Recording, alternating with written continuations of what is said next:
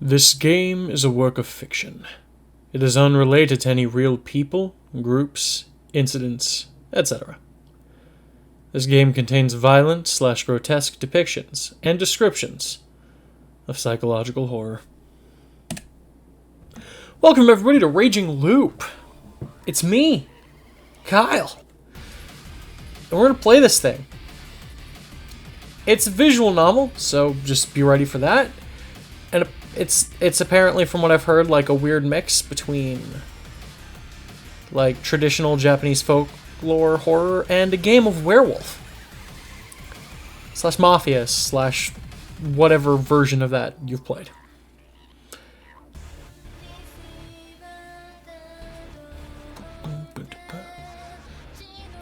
You know, we're just going to jump right into this. We don't need to watch the opening.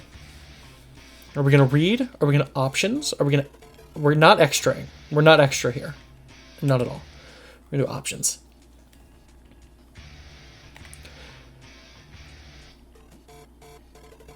Okay, so we have all of our main characters and the old man who cried wolf. Well, I wonder if we can trust him. Okay, so here's something I'm going to do. I'm going to mute all of the characters. Wait, oh, okay, that's weird. I'm going to mute all the character voices because I'm just going to read everything, and all the voices are in Japanese anyway.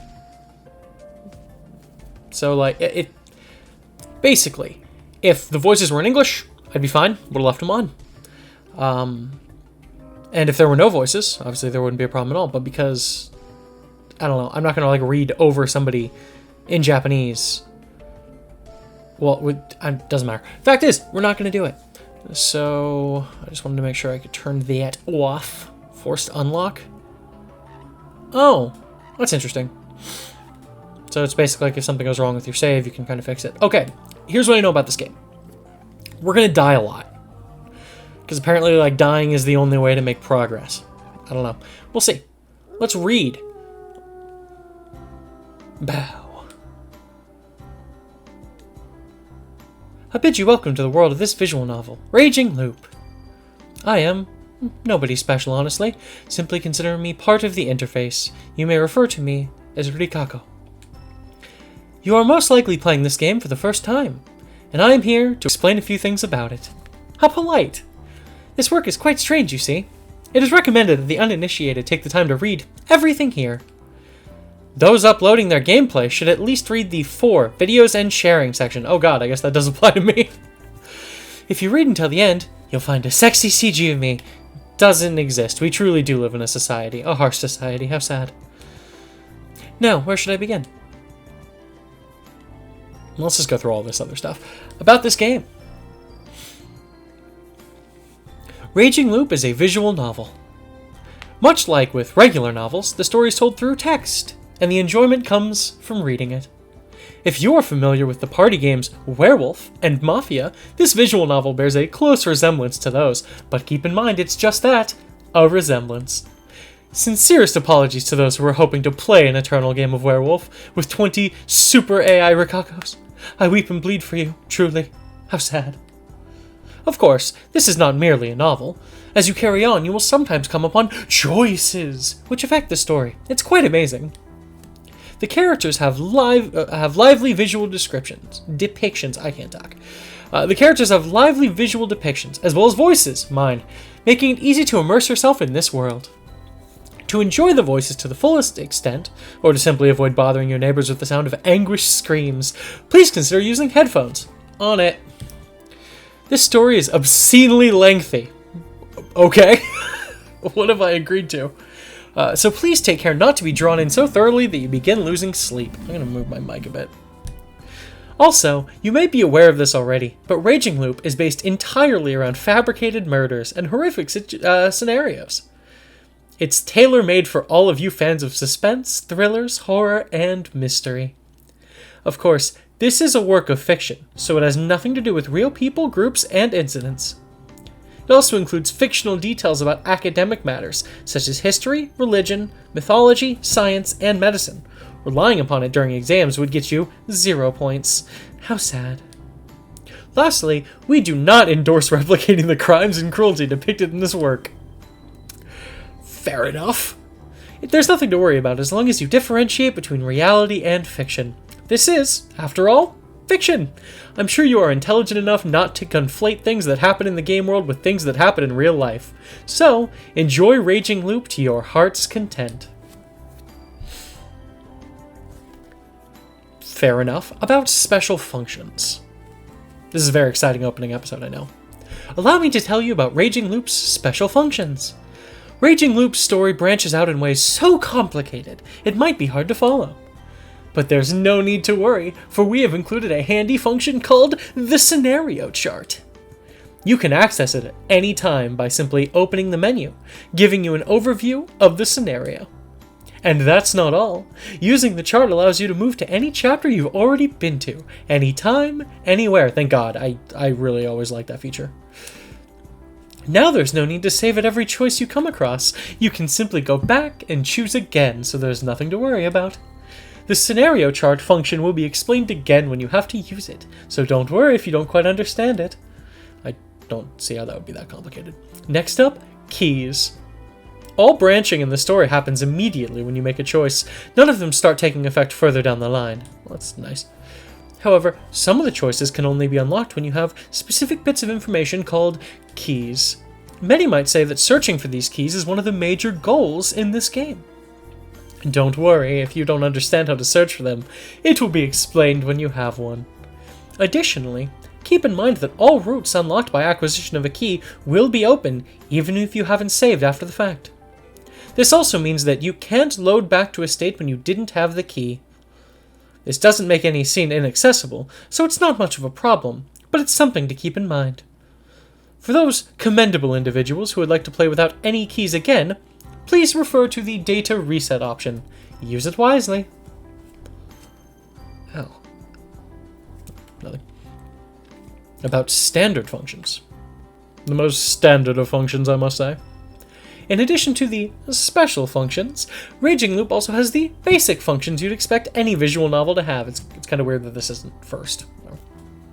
You can hide the text window, see the backlog, load, save, skip read text, skip to the next choice, and so on.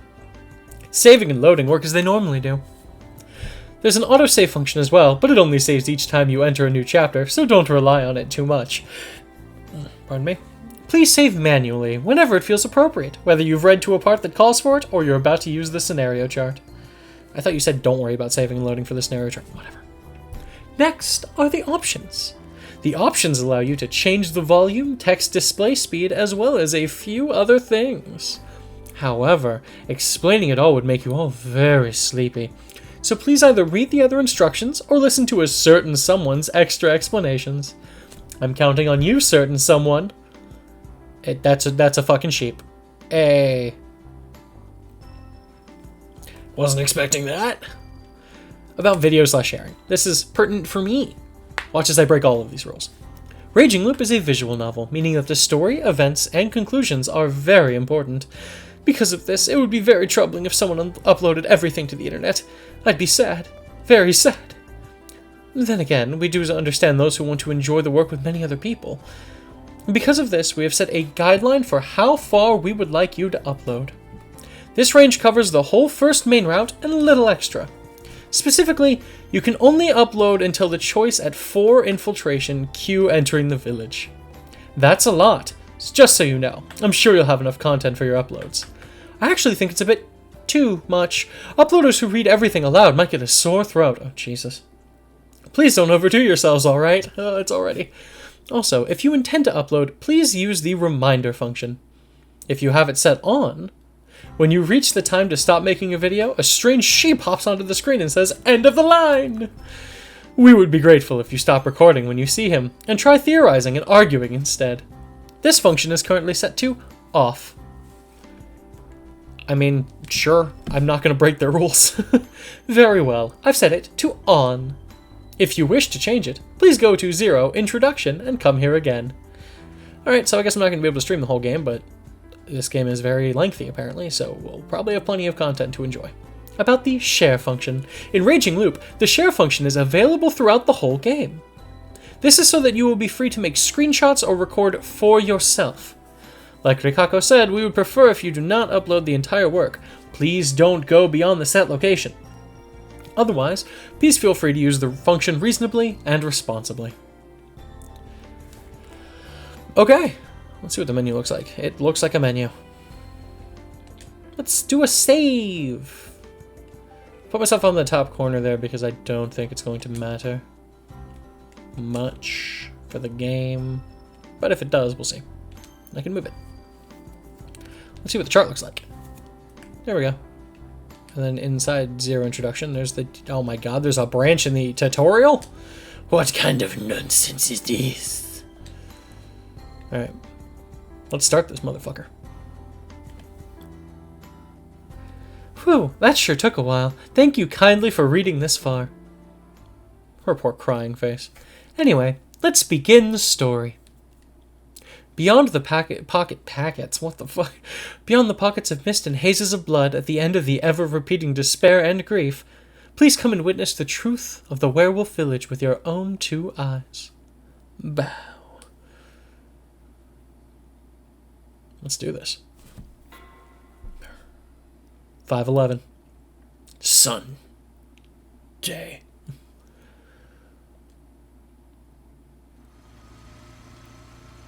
You know what they say about the light at the end of the tunnel?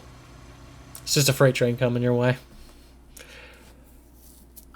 I closed it on the side of the road and killed the engine. It was steeper than I'd thought. My bike was on the verge of giving out, so I pushed down and deployed the kickstand. Well, I'm lost. Maybe taking a ride down an unknown road with no sat-nav on me wasn't such a good idea. I just followed the roads, so I figured I wouldn't get lost, but now I was in some deep shit. No, cool it. This isn't a big deal. I sighed, took note of the fact that I'd gotten lost in my pocket journal, and then pulled out a map. Suddenly, a rush of memories flooded into my mind. Well, I don't have that key. Forget it. Who cares about flashbacks? We just started. No time for flashbacks. That's a good sign. I somehow kept myself from remembering those things. How do you stop remembering memories? After all, I got on this trip to forget. Okay. Interessante. Alright, so we have our name. Haruaki Fusaishi. Okay. Enough of that. I gotta focus on what's happening right now. Life is simple, just like this road. It's dark, and there aren't any guides, but that means all you gotta think about is whether you go forward or back. Going back was an option in this case, so I just moved forward. Still, I wanted to know where I was at least, so I looked down at my map. It was all Greek to me. Last time I'd seen a sign, it was still light out, meaning that I'd gotten lost after the sun had set. Sure, it was my own fault for guessing which intersections I'd been passing through, and that it had taken me 2 hours to conclude I was lost. Crazy to think that just 2 hours of aimless driving got me almost completely surrounded by mountains. They extended as far as the eye could see. If you flipped the scenery upside down and shook it, it's unlikely even a shred of civilization would tumble out. Besides, the asphalt below, my sweet ride, and the lamppost above. First one in a while, mind you. There was nothing man-made here. The pocket map I had wasn't detailed enough for me to figure out where I was. Guess I'll just keep driving. I'd go as far as I could. Worst comes to worst, I could just camp at the side of the road. We've already made our first choice, folks. And I'm sure we're doomed. 2 hours later, I deeply regretted ever thinking that. Basically, camping wasn't an option. This mountain road had no side to camp on. A dump truck I'd passed barely even fit on it. I also had my first close encounters with wild forest animals. I'd already seen 2 boars and 3 deer in those 2 hours alone. One of the deer would run parallel to my bike while intently staring at me, and I had no idea what to think of that. I felt like I could smell my fear, and did it just to make it worse. How dare the thing do that to a human? We're the kings of this planet, damn it! I'd have to remember to eat some venison once I came back to civilization. Anyway, camping out here was a bad idea. I'd end up as either roadkill or animal food. And yet, I didn't back out. Why? Well, because I'm a pretty warped sort of guy, and I won't pretend otherwise. That was actually the reason why my once comfortable relationship had gone awry, and why I'd gone on this stupid trip. Still, Despite acknowledging that, I chose to keep moving forward. It wasn't like I'd find a place to stay if I went back. I was actually starting to think that this experience might make a good conversation piece somewhere down the road. It was really getting late at this point. Where would these roads take me anyway? It'd probably be disappointing. Soon enough, the road became flat. I was out of the mountain pass. The forest remained abundant, though, so I still didn't see much. Even so, the streetlights and signs were enough to make me feel like I was again nearing civilization. Was streetlights the right expression for lights in a forest? I'd have to look that up. As the road grew less rugged, I realized just how exhausted I was. All this bike handling had left my hands really sore. I really had to rest. Suddenly, I saw something unexpected. Powerful, colorful, artificial lights. A convenience store? A convenience store. Yeah, that's exactly what it was. It was next to an intersection between the road I was on and another, even thinner road that could probably support only a single car. The sea of trees ended, giving room for the majestic child of our consumerist society. Yeah, that was an exaggeration. Apparently, even a damn store was a big deal for someone who just stepped out of the wild. It was called Fresh Mark. I'd seen several of them a few times during the day. It was probably a local franchise. The building didn't look all that old. At least the parking lot looked a lot smoother compared to the roads. This was a pretty weird place to build something like that, though. Was I close to a settlement? Or did they actually make a profit off of lost travelers? I just asked that or something. A local shopkeeper was bound to know what was around these parts, not to mention I was thirsty. I was welcomed by a weird chime sound. It looked like a normal convenience store. There were goods on the shelves and a counter on the left, and whoa. The worker at the counter was so mean-looking, it was scary. She was so imposing, I wouldn't have doubted if someone told me she was in charge of some ladies' army corps. Hey, was that supposed to be a greeting? It was so damn cold it actually gave me chills. Was this store shadier than it appeared? Was I about to be stupidly overcharged? Was that how this place made a profit? By taking advantage of lost people and basically beating them out of their money? Shit, that was scary. Clearly, the Wonderland had only just begun. Woohoo! I sure was excited for the beating. I grew more nervous and less enthusiastic by the second.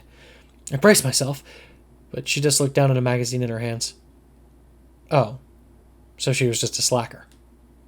Slightly disappointed, I walked around the store. It was about what you'd expect. There was a small shelf with energy drinks, followed by some stationaries, travel goods, sanitary stuff, etc. There were sweets that came with toys, a shelf of cup ramen and dried food, a fridge, a freezer. It all looked normal. It was late, so the daily dish and packed lunch sections were completely empty. The only special thing about this place was the section full of unpacked vegetables you'd expect to see at a greengrocer's. Maybe all rural convenience stores were like this? I was slightly surprised by that, but there weren't any local fine foods or anything, so all in all, it was an unremarkable store. If you ignored the clerk, anyway. I took a drink and brought it to the register. Yep, she really was the highlight of this place. What kind of clerk smokes while dealing with a customer? You're actually buying? Yes, I was actually buying. She was the clerk, and I'd be her god, the customer. 126 yen. Didn't even scan it. This exchange was at the mercy of the clerk. God is dead. Maybe I had to get mad at her? Can I ask for something? I'm kind of lost right now. I quickly turned to Meek. Where can I find the nearest town? There. Don't you have a map or something? We don't. Man, this woman. I'm not sure I believe that. Convenience stores often get asked for directions. You must have a map handy. That a rule? Well, we don't have one. Go back wherever you came from. I've been lost for a few hours now. I don't think I can keep it up for much longer. Sleep on the floor or something. She had to be joking. I appreciate the sentiment, but I'd rather be on my way. Are you sure you can't help? Alright, just wait. The clerk put out her smoke in the ashtray and went to the staff-only area. She came back in no time. Found it. So she did have a map. Of course she did. Even more ill-tempered than usual, the clerk started giving an explanation. This here's the store. Go to the north of the crossroads. You'll find an overpass soon enough. Cross it. When you come to a fork next to a giant boulder, turn right and head straight. Huh? On this road? What of it? There's nothing there. There's a settlement. It's just not on the map. Do you know any other places? There's Fujiyoshi, but it's 2 hours through a mountain pass. This one's about 30 minutes away. Fujiyoshi seemed to be a village. It didn't look too far away, but the road leading to it was a huge branching mess. It was clearly just a paved mountain pass. I'd had enough of these for one day. I'd probably just get lost again. I'll go to that one then. Thank you. Money. Excuse me? You didn't pay for the tea. Here's 500 yen. Dang, Russell Jingle. Why did you put the change in the collection box without asking me? Having too many coins is a pain, ain't it? That was a hell of a line. I casually thanked her, grabbed the plastic bottle of tea, she didn't give me a bag by the way, and left the store. I drank the tea in the parking lot and looked up at the moon, obscured by clouds, but still bright enough to outshine the light of the convenience store. The clerk put me in a bad mood, though, so I didn't enjoy the sight. I threw the bottle into a nearby trash can and aggressively drove away. Following the directions, I crossed the overpass and arrived at the first fork in the road. The byway she told me about was really narrow. I probably wouldn't have noticed it if it weren't for the tall boulder, standing there like a roadside shrine for some traveler deity. Turning carefully, I got on the road. A minute later, I found myself in an even worse wilderness than before. A veil of dead leaves covered the ground, tall grass sided the path, and the sky above was blocked by overgrown shrubs, making it feel like I was passing a wooden tunnel. The road itself was a huge red flag. It was a wonder why I didn't just turn around. The exchange from before might have pissed me off more than I thought. Still, I really didn't expect the road to just end. It happened about 15 minutes in. The view ahead suddenly turned strangely dark, and a split second later, the bike tipped forward. I reflexively hit the brakes, but it was too late. I started going down a cliff. My bike tilted downwards, and its suspension was put to the greatest test yet as we basically tumbled down to the bottom. The headlights suddenly shone on some dirt and grass. I knew then that I'd be flung out of my seat. Stifling a scream, I tried to work some steering and brake magic to slow down without collapsing. That was too big a task for a simple road bike. At the bottom of the cliff, it jumped higher than ever before. The suspension couldn't handle the impact, and I was launched into the air. Hoo-ha! A moment later, I heard a crash and felt an impact, after which came an unpleasant pain. Kaplow! Damn it!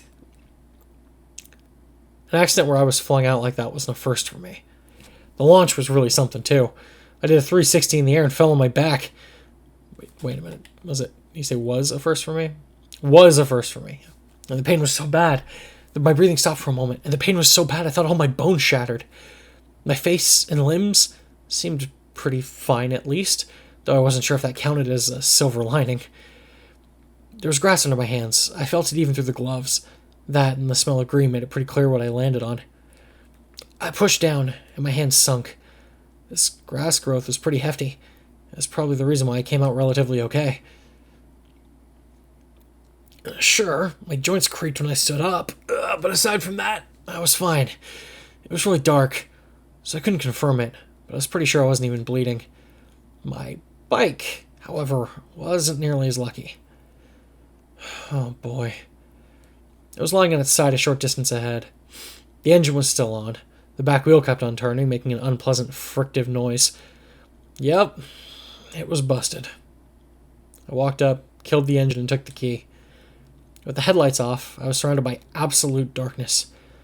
So I just stood and waited for my eyes until my eyes adjusted. I still couldn't see very clearly, but it looked like this actually wasn't a cliff. I was still on a road, it just wasn't paved beyond this point. Obviously, a road bike stood no chance against an unpaved road. That woman actually tried to kill me. Zigzagging through the trees, I followed the narrow footpath deeper into the forest. I tried getting my bike up and running again, but instantly gave up. It was partially stuck in mud, so there was the risk of it slipping and getting me into another accident. Maybe I had to turn around? The moment I considered that, I thought I saw a faint light ahead. If that woman wasn't lying, this road led to a settlement. Was I close? I reached into my jacket's pocket, took out my phone, and opened it up. As you'd expect, I was out of range. I ran the light app and shone a light to see better. Though weak, it was better than nothing. At the very least, it helped me watch where I was going. I had no idea how long I'd been walking for. But sure enough, I could see a light beyond the shrubs. It was weaker than expected, a flashlight perhaps? I could hear water too. I might have been near a river. Hello? I raised my voice. Hello? Anyone there? I'm going to bump up the game audio a tiny bit. Still declaring my presence, I walked forward. It was late at night. Were I to bump into someone here, the scare would probably take away a few years of our lives. That was why I figured it was best for us to both let the other know we were here before that happened. However, there was no response.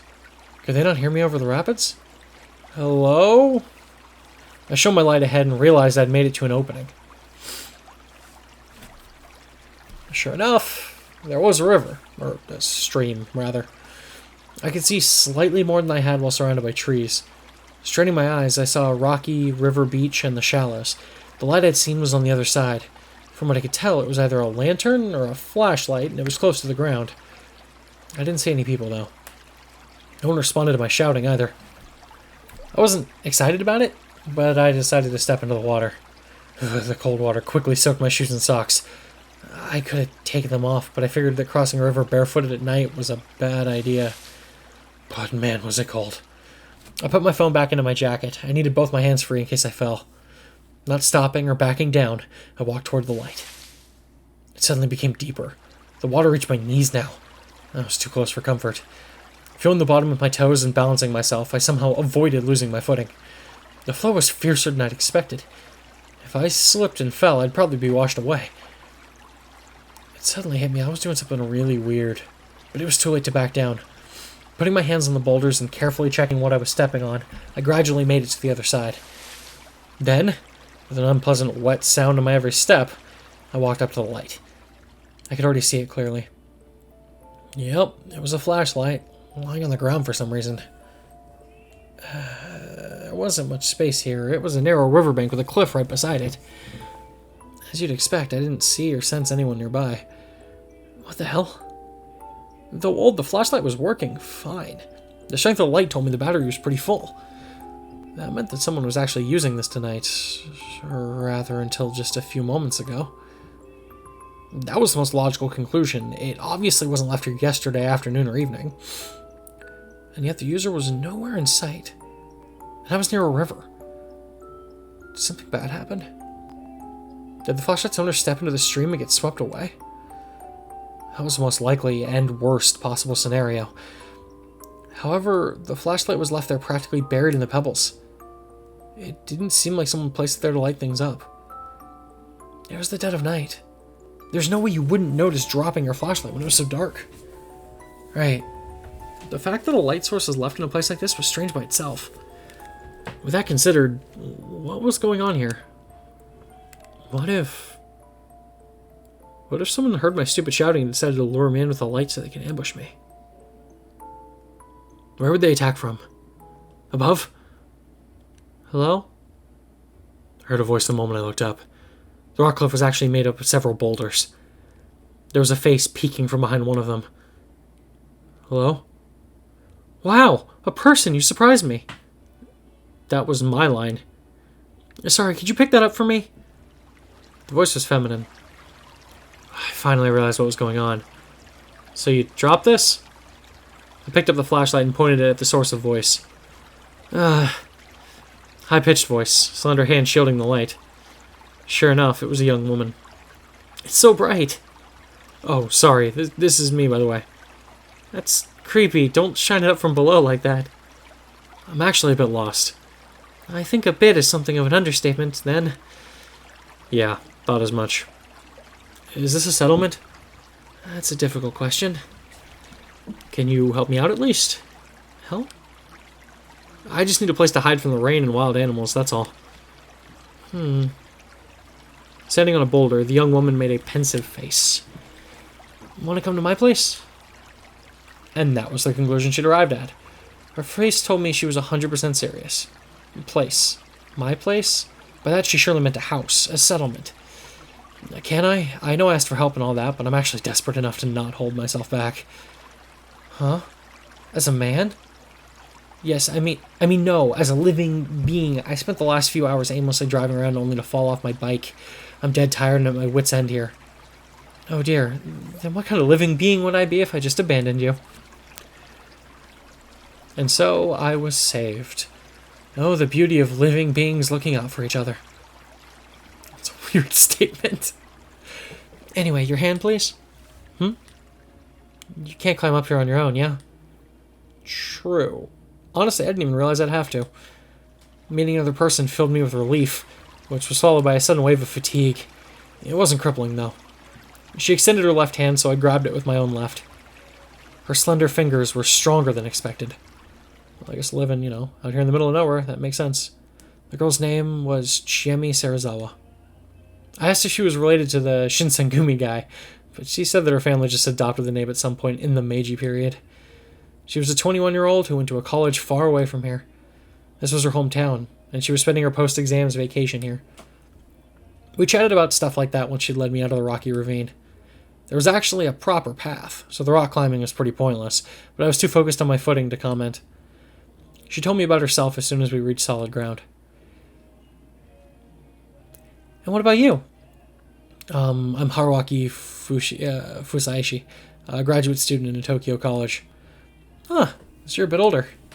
I'm 24, so 3 years. I'd say we're in the same age range. Yeah, so don't dare be formal with me. Alright, then you can be casual with me too. Can I really?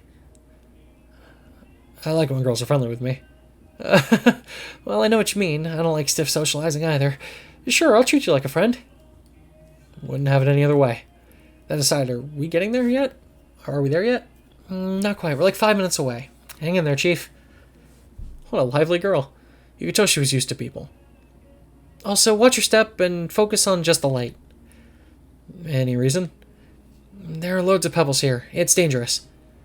The moment she said that, I stumbled on a rock too big to be called a pebble. And it's pretty dark tonight. I couldn't even see the moon anymore. Nodding in agreement, I focused on following the light in her hand. I gotta change. Wait here a second. And so I did just that. Given this was a mountain settlement, I'd expected some old wooden house, but she actually lived in an apartment block. It was too dark to get a good look at it. All I could see were the cheap-looking walls like you'd expect from some old boarding house for students. Also, she lived on the second floor, in room 202. I heard some raindrops as we were climbing the rusty stairs, but now it was really pouring. Between that, the darkness, and the large tree right next to the building, it was nearly impossible to see what was going on outside. I felt like I was all alone in a world of nothing but the walls, the door, and the fluorescent lamp above my head. It made me feel somewhat helpless. I distracted myself from that by imagining her changing. Oh god. Eventually, the door opened up. Sorry about the wait. Come in. All smiles, she showed herself, now wearing sports clothes. This was kind of exciting. Oh god. This guy's a dick, I can already tell. Look at this place. It's completely empty, huh? Yup. But get a load of what's in the fridge. Magnificent. Let's drink! Hell yeah. Pfft. Yeah, her place really was empty. It was just a small room with a low table in the middle, a fridge near the door, and a large duffel bag deeper in. There were 2 old-looking bookshelves too, but they were completely empty. I wasn't bothered one bit, though. Any girl's room was a wonderland to me. Anyway, you went through some big trouble, so I'll drink to you. And I'll drink to you for helping me out. You're a real saint. We opened up our cans, knocked them together, and downed them.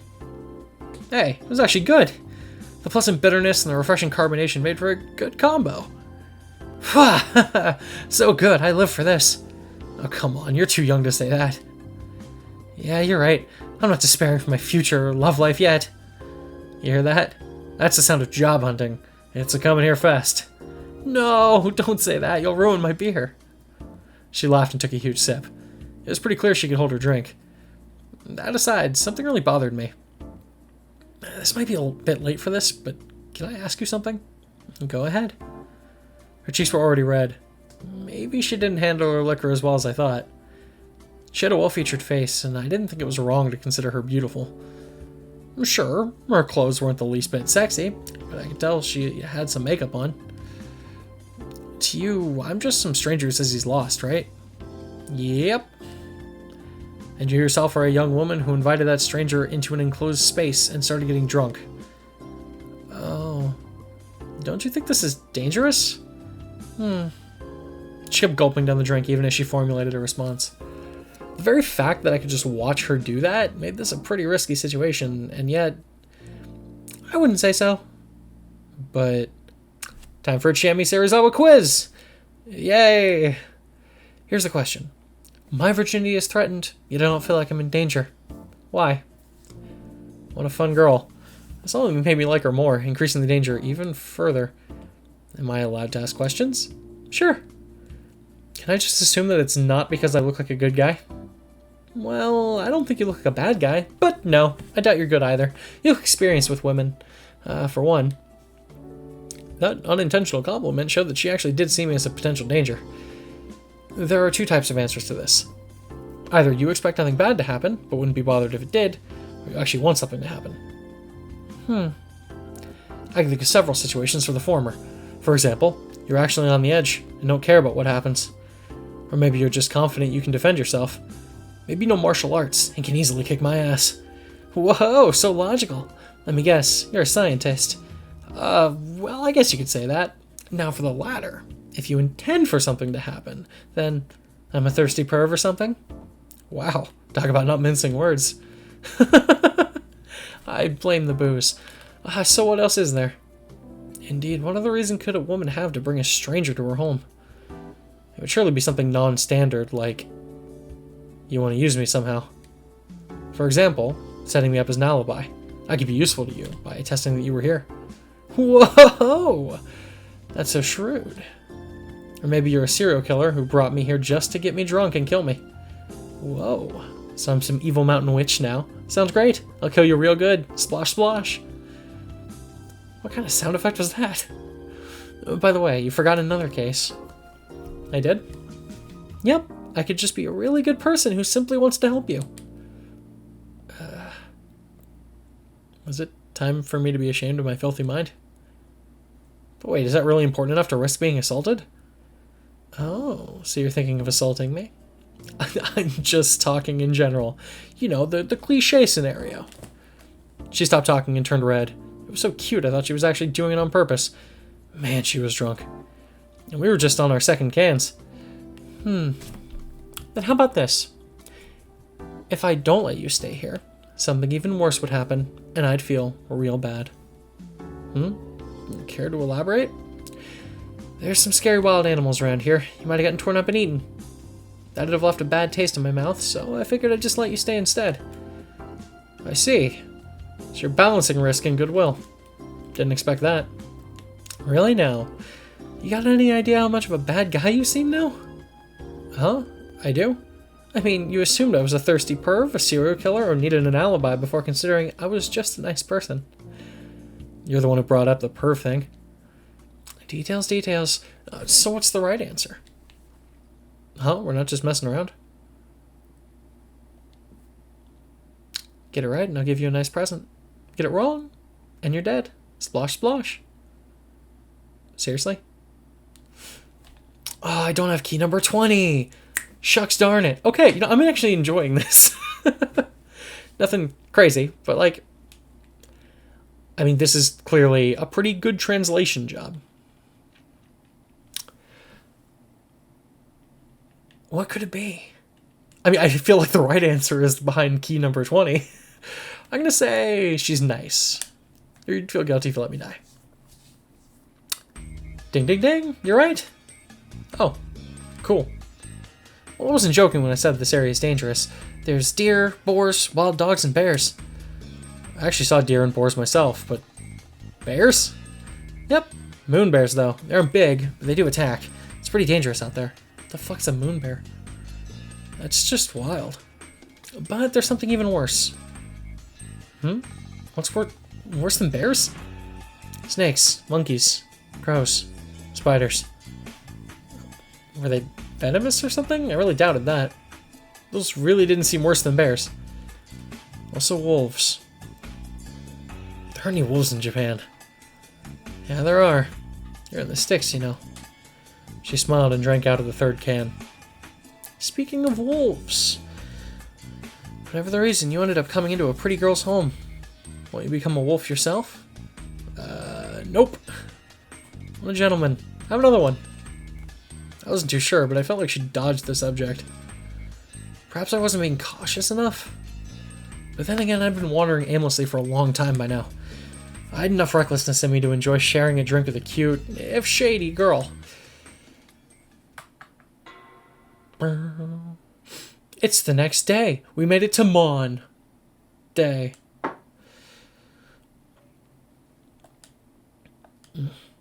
The last thing I remembered was our little "when was the last time you pissed yourself while sleeping" talk. I had to tell her by the time I got so drunk I wet my pants in the middle of the boarding house. She laughed so hard she started frothing at the mouth and passed. What the fuck? That doesn't sound good. I woke up with a splitting headache. Oh man. Morning already? Light poured in through the frosted window. I pulled out my phone and checked the time. 7 in the morning. I got to sleep somewhere between 2 and 3, which probably wasn't quite enough sleep. At least I didn't wake up to some horror movie scene. The building wasn't in ruins and the girl wasn't actually a skeleton. Though, in a way, this might have been worse. She was spread out on the floor on the other side of the mini table. Her breathing was mixed with some weird gurgling sounds. I hesitantly looked at her. The saint that saved me from the hell I was in last night had puked in the middle of her sleep. What was I supposed to do here? As a guest, I couldn't really be too harsh on her. Chiemi-chan. She wasn't waking up. Well, I'd just do what little I could. There, that should be good enough. I'd used tons of toilet paper to clean up her mess and flush it down the toilet. It left a stain on the floor, but it was dirty to begin with, so whatever. I'd even wet a towel and cleaned her face. Even then, she showed no signs of waking up. Some of it was on her hair and clothes, but I figured it was best if she took care of that herself. Chiemi-chan. Morning? The first hint of consciousness so far today. I'll be leaving for a bit. Without waiting for a response, I walked to the entrance. She'd have to take a shower and change and all that, so I'd kill time outside. I stepped into my still damp shoes with my bare feet, my socks were in the washing machine with the towel she gave me to wipe my legs, and reached for the doorknob. I opened the door and was greeted by a gust of wind. The raindrops gathered on the leaves of the tree next to the building, flew right into my face, making me grimace. The rain from last night was already over. The sky was pretty clear, but despite that, I noticed the visibility of my surroundings was poor. The building was surrounded by leaves. The old structure was basically buried in a forest of trees about as tall as itself. There were branches poking into the exposed hallway. It almost felt like they'd reach out and grab me if I wasn't careful. I kind of felt like I was in an overgrown ruin. I turned around and saw the room and Chiemi just as I left them. Yep, it was all real. I closed the door. There were other rooms in this building, which made me wonder if they were occupied. Hell, I wondered the same thing about the area in general. I pushed the branches aside to see if there were other buildings nearby. Suddenly, something entered my vision. It didn't feel right. Something that shouldn't have been there. The leaves I moved revealed a woman clad in curious clothing. The moment I recognized her as such, she opened her closed eyes. Did our eyes meet? Another strong wind. I shielded my face from the spray of raindrops. When I looked outside again, The woman was nowhere in sight. Was that an illusion? If not, then what? What kind of place was this? It could have been a real Hicksville, a marginal village, a bunch of actual ruins, or an illegal settlement. I had some theories, but I set them aside for now. You guys might be able to hear the dog barking outside. It seemed like a place worth exploring, regardless. I went down the stairs and found no sign of the woman, or anyone else for that matter. A short distance away from the building, I turned around, and sure enough, it was pretty much covered in trees. I went to the place where I saw the woman. There were footprints in the grass here. Maybe I'd find her if I followed them? They led me to an open area. It was unused, but it looked like someone was trying to do something with it. Was it supposed to be a construction site? Even if it was clearly abandoned. There were large rocks and lots of sediment near a prefab. From what I could tell, there had been a giant landslide, which forced them to stop construction. The fact that plant growth was still minimal meant that it had happened fairly recently. This guy's pretty smart. I wouldn't even have thought of that. The footprints seemed to be going down the hill next to the site. Following them, I finally saw something that could be called civilization. There was a set of paddy fields with houses nearby. So this actually was a settlement. Oh, what a relief. I decided to keep following the footprints and approach the settlement. I came across another unpaved path that was clearly used by people and cars. It was lined with weeds and bushes reaching up to my waist. It was home to caterpillars and grasshoppers, among other things. Spiders were no exception. There were no shortage of insects there, so it was a good place for a net. I wasn't particularly scared of spiders, but I didn't like them either. At least they were just harmless orb weavers. Regardless, I avoided these bushes just in case, and followed the path like the good city boy I was. There was a large boulder, surrounded by grass. It was strangely tall, making it look like it was put there by people. On its dewy surface, there was a gray tree frog ready to go after the many insects scattered about. I walked a bit further, and came across a house with a small field nearby. The field's location made it safe to assume it belonged to the inhabitants. If there were inhabitants anyway, I couldn't see anyone. And just like always, there was grass everywhere. There was another boulder standing next to the house. This one was obviously placed there by human hand. What was the point? Was it a monument or something? The footprints continued into the field. The wet mud on the field was full of small, young, but healthy-looking rice plants. Did not mean to put on auto. How do I turn that off? If you ignored the standing boulders in the area, the place looked like a normal farming village. I was both relieved and worried at the same time. From what I saw, there weren't any other buildings besides the ones in the settlement. Everything beyond was just mountains, meaning that this place was completely isolated. And I was a complete outsider. There was no way things would go well if I ran into a random local. I belatedly crouched to hide myself a bit. Well, now it's more suspicious, bro. It was probably best for me to go back.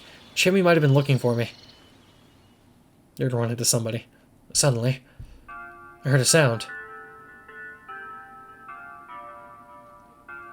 I looked for its source and found a speaker on a wooden utility pole in the middle of a small plaza. A morning broadcast? I never heard this tune before. It was cheerful at first, but had some parts that seemed really dark. I found it unsettling. Perplexed, I stopped walking, and what happened next made me hide myself.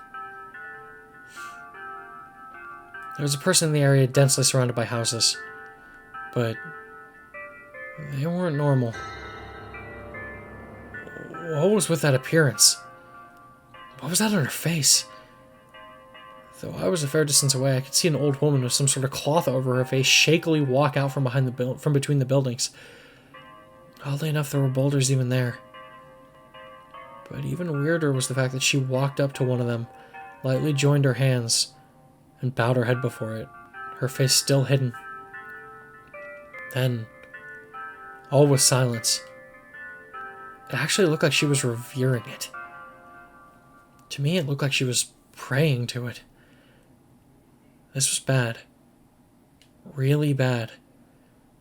I'd wandered into a settlement with a unique culture, to put it lightly. Forget causing trouble, an outsider like me could get killed here. I just turned around and ran for it. I dashed up the hill, past the house, through the construction site, until I arrived back at the apartment building. Chiemi looked like a relatively reasonable person. Maybe she could tell me what was up. It just hit me that the way she described this place was somewhat weird. She basically said it wasn't normal. Or maybe you're a serial killer who brought me here just to get me drunk and kill me. Whoa, so I'm some evil mountain witch now? Sounds great. I'll kill you real good. Splosh, splosh. No way. What if she was actually the bait they used to lure outsiders here? Eventually the broadcast stopped. Chiemi still hadn't come out of her room. She didn't respond even when I knocked or called out to her. I didn't have to worry about this, right? That just made my inexplicable unease grow worse. What if this was a trap? Was I in a dangerous situation? I had to talk to her. If she was a normal person, anyway. Maybe my best option was to run away right now? I wouldn't know where to run. I couldn't remember the path we'd taken here. Though I was pretty sure we went uphill, so maybe I had to go down? If I avoided the settlement and went back to the mountain stream, I could escape by following the wild roads. That was my best option, even with the difficulties considered. Thankfully, I'd taken my bag with me. I took out a 5,000 yen note and put it in Chiemi's newspaper box. It was payment for last night's beer. The moment I turned around to take my leave, the door to the room next to the staircase opened slightly with a creak. I saw an eye glaring at me through the gap. Ah! Two people screaming at the same time. Her high-pitched scream pierced my eardrums. I screamed too, scared shitless, and ran for it. Suddenly, I stepped onto the wet hallway floor at a bad angle. Ugh, I fell. Thud, thud, thud. Haru-chan, what's wrong? Whoa, who's this old guy? Who are you? And are you alright? The reasonable sounding voice prompted me to shake off the pain and raise my head. There were two boys in formal-looking school uniforms. Are you alright? He repeated the question. Yeah, I was just startled. You friends with Chieni? Chieni? Oh, you mean Chiemi-chan? Are you a friend of hers from college? She didn't tell us anyone was visiting. Pardon me. Oh, I just got into some trouble and she helped me out. There's nothing shady about me. Though I know that's hard to believe. It really is, old man. Man, how do I handle this? Anyway, my name's Haruaki Fusaishi. Yeah, I'm Yasunaga Oribe. This is Chikamochi Kamoshida. Just Mochi is fine. Good to know. If I called him that, maybe he'd stop calling me old man. I was only 24. And this is...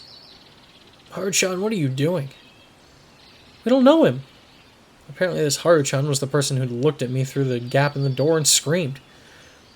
He seems safe. Come out. A moment later, she slammed the door shut, and after a few more moments of hesitation, opened it again. Whoa. She looked like a student, too, except her fashion sense was exceptionally flashy. Who are you? Name's Haruaki Fusaishi. I crashed my motorbike nearby, and Chiemi Sarazawa-san helped me out. Wait, are you saying you spent the night in her room? Yeah, I did. She cut my words short with her ear-piercing shriek. So that's why it was so noisy! What were you thinking? You're not supposed to enter an unmarried girl's room! It's indecent! Yeah, I was hesitant too, but Chiemi-chan was kind enough to let me in.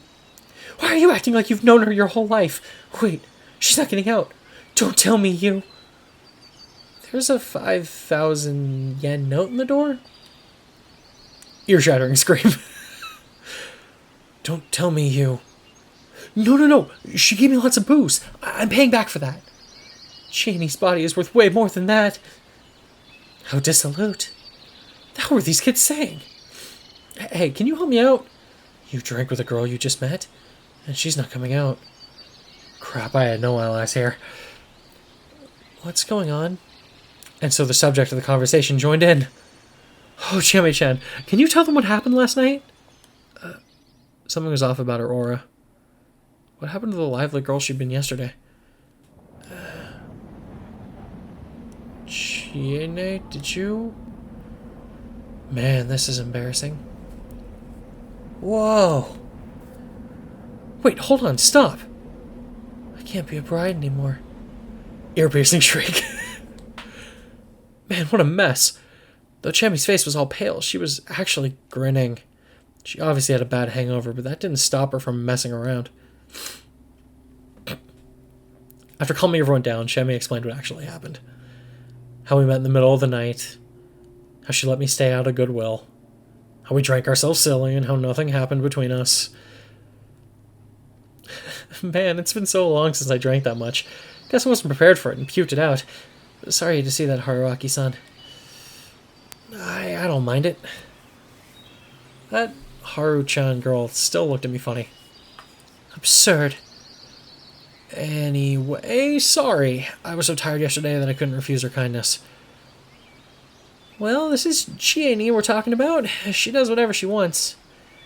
She's got good reasons for being here too, so maybe the elders will understand?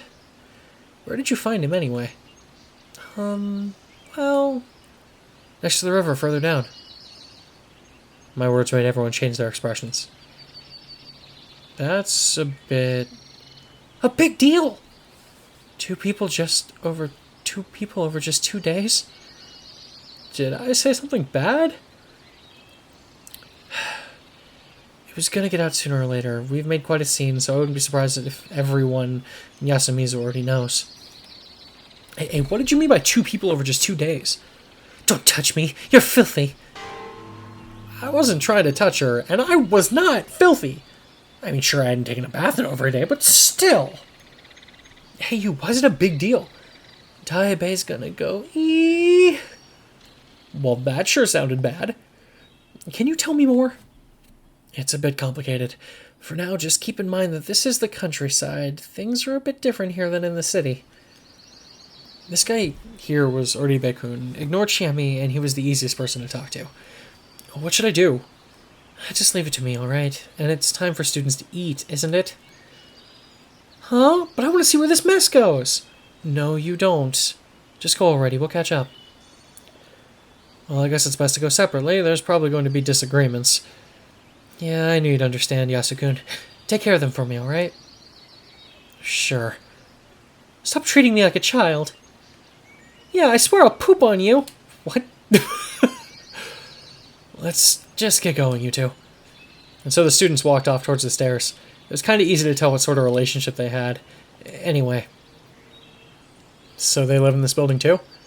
Yep, it's a student dorm, you know. A student dorm? In this Hicksville? Still, my senses had betrayed me. There were actually other people here. By the way, you didn't run into anyone else and get in trouble, right? Yeah, I was careful on that front. Good.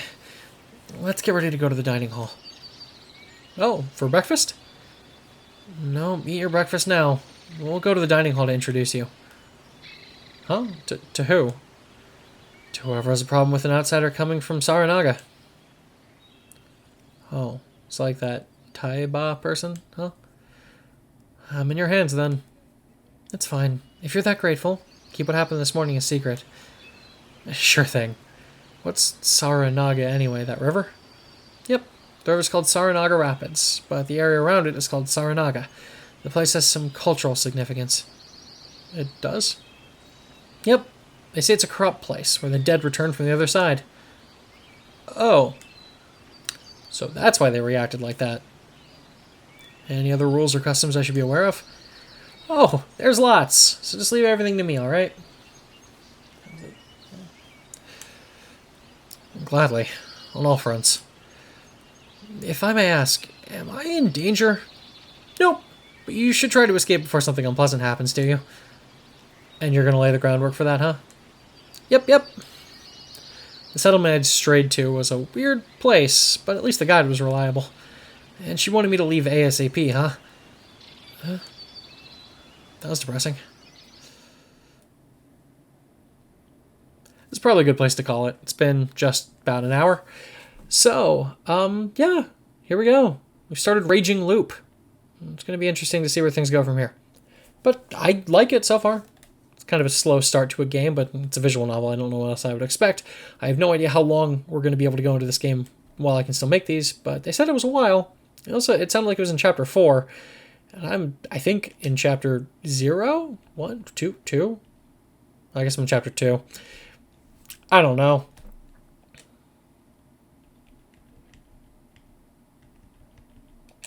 Okay. Interesting. No, I don't. No! No! We're jumping back to where I was. That was a mistake. That was a total mistake. Oopsie doopsie doopsie. Let's just save. All right. There we go. We're in a new section. No idea how much farther I can stream this. Record, whatever. All right, but thank you so much for watching, everybody. I'm gonna keep releasing more of these as we go. Since I'm planning on doing these in like hour-long increments. I think I read somewhere this game's like 50 hours long. And again, I know I'm not going to be able to do the whole game, but you never know. All right, so thank you so much, and I'll be seeing you soon. Well, you'll be seeing me, my little face, my little pony. I don't know. All right, talk to you guys later. Bye-bye.